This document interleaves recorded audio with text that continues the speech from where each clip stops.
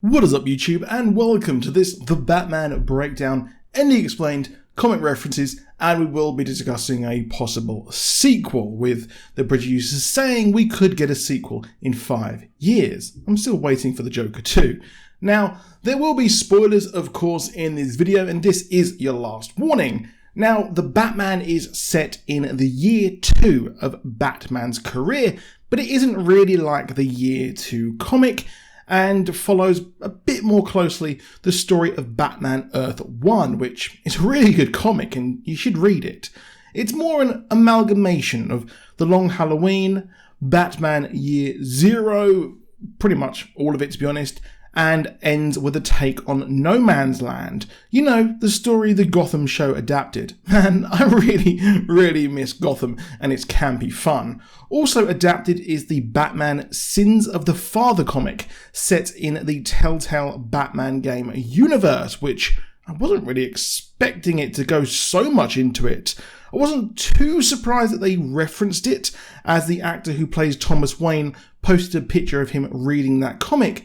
But the primary arc, like I said, is Batman Earth 1, specifically the Riddler storyline, mixed in briefly with the Long Halloween story, mainly Carmine Falcone. The Gotham that Matt Reeves has brought to the screen looks absolutely stunning. It is just as gritty, harsh and dirty and desolate as the 70s Joker-style movie that Todd Phillips gave us, but combines that nihilistic Gotham with a modern tinge, painted over the 1920s Art Deco and Gothic architecture, which we loved from the Arkham games, the Tim Burton movies, and the animated series. I mean, that Wayne Manor just looked absolutely I loved it.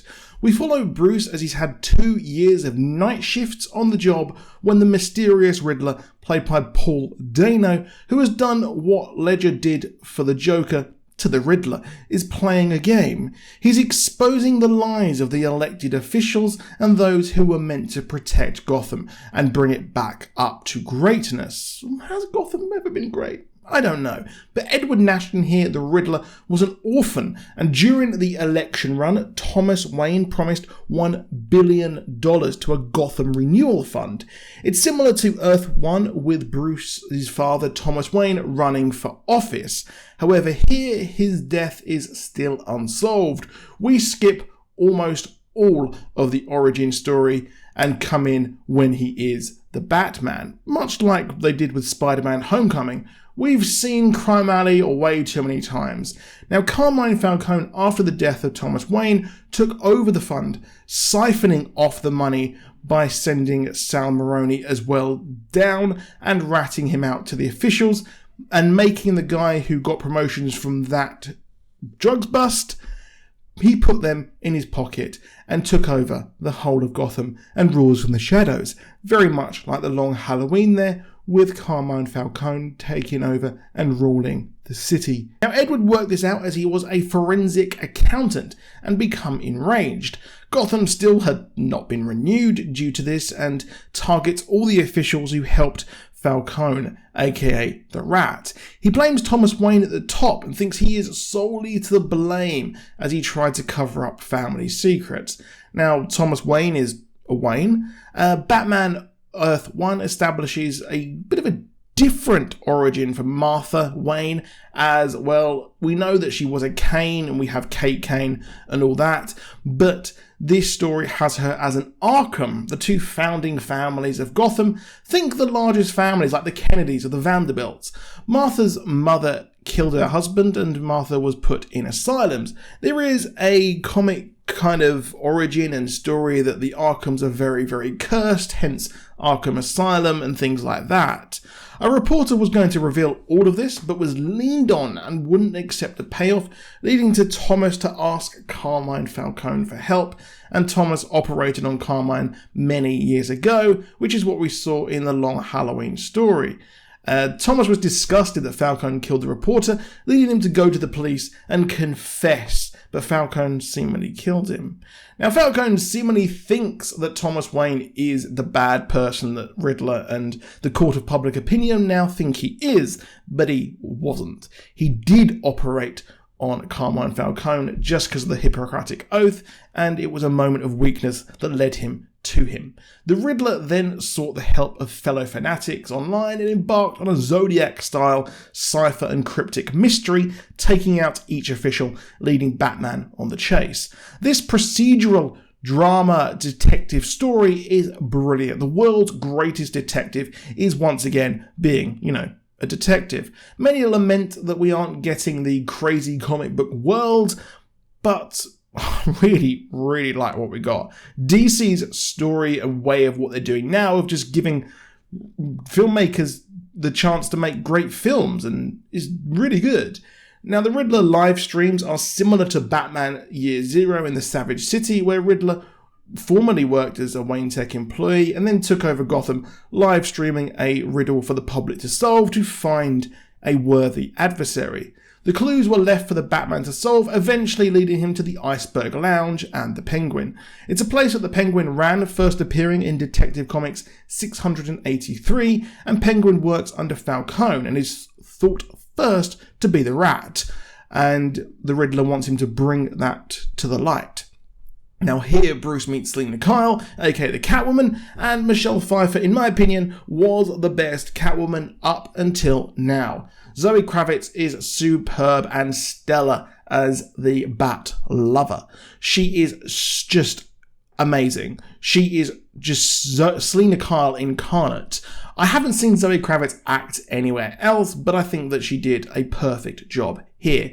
She ends up working with Batman to investigate her friend's disappearance/murder. She ends up working with Batman to investigate her friend's disappearance/murder, and we would later learn that she is in fact Falcone's illegitimate daughter, which was a plot thread of the Long Halloween sequel story, Dark Victory.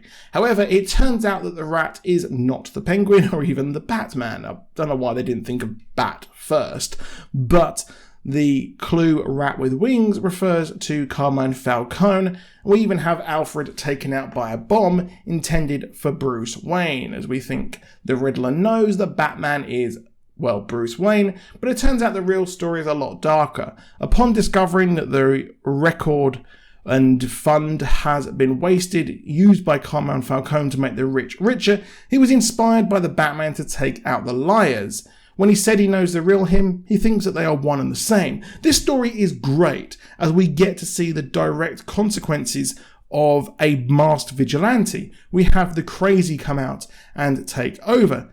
Really? They are the same. And, well, Batman's idea of vengeance, didn't work because it brings out people who are just worse.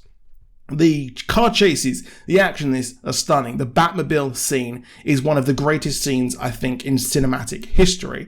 After Carmine supposedly took out Thomas Wayne, he made a move on Sal Maroni, and each one of these people are taken out theatrically, which reminded me of a mixture of Saw and Zodiac. And Batman/Bruce chases him and even became a target as the sins of the father fall on the son. Like I said, poor Alfred is blown up, and Thomas Wayne's secrets are revealed, including that of his family, which reminded me of the Batman White Knight sequel, which had a real kind of controversial origin of the Arkham and Wayne families. Bruce goes to Carmine Falcone, and I loved how funny it was when he goes to the Iceberg Lounge as Batman and Bruce. He gets two very different welcomes. The comedy in this is really good. It's subtle and very, very tasteful. Now, it turns out that, well, Thomas did work on kind of leaning on the journalist, but it was simply to protect Martha. He just wanted power, but he made a mistake. Now, Bruce brings the Carmine Falcone Rat into the light, and the Penguin now takes over the Iceberg Lounge, and like the comics, he is now in charge of that as the Riddler shoots him and the endgame is revealed. He has planned to blow up the sea wall and flood Gotham. While we don't get see what he was going to do after, it's similar to Savage City where he controlled it, and also No Man's Land. While that comic featured an earthquake, here the bombs take place and, well, it blows up, and each comic book villain took over a section of the city in No Man's Land, something Bruce alludes to in the final narration, and Riddler follows aim to take out the elites, but we get a stunning, spectacular scene of Batman taking them out as the city is devastated. The Bat and the Cat is mentioned by Selina as they say their goodbyes, and she mentions she's going to Bloodhaven, a place just as tragic as Gotham and protectorate of Nightwing, and they depart, leaving their comic book style romance up in the air. We also had at the end the Riddler at the infamous Arkham Asylum, and he meets the Joker as they seemingly start to team up. The Riddler did manipulate the Joker and other villains in the Hush storyline to get one over on the Bat, and before starting a gang war in the War of Jokes and Riddles, they almost teamed up to take out Batman. The Joker also looks a lot like his New 52 look here in my opinion, and I'm excited to see what's next. Matt Reeves has crafted a pure cinematic experience. This is a Batman movie which you can love as a comic book fan, and you can love as someone who simply doesn't like comic books. There are people out there who do not like comic book movies, but, well, just like the Joker, this is a crossover movie, and it is just hauntingly beautiful, especially in IMAX. His work on the Planet of the Apes franchise has culminated in this cinematic perfection. That is it for this video. Please drop a like down below, do subscribe with notifications on, and I will see you soon, and goodbye.